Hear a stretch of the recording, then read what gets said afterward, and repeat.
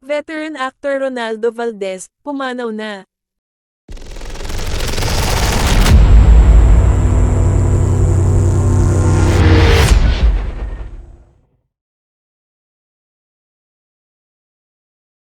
Pumanaw na ang veteranong aktor na si Ronaldo Valdez nitong linggo ika-17 ng Disyembre, sa edad na 76. Kinumpirma ito ng Quezon City Police District QCPD nitong linggo ng tanghali, ayon sa ulat ng ABS-CBN News. Hindi pa naman malinaw ang dahilan ng pagkamatay ng veteranong aktor. Si Ronaldo ang ama ng celebrities na sina Jano Gibbs at Melissa Gibbs.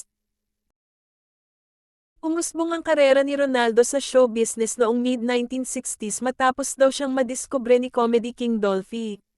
Mula noon, naging parte na rin siya ng iba't ibang pelikula at TV series tulad ng pelikulang Seven Sundays noong 2017 at seryeng Los Bastardos noong 2018.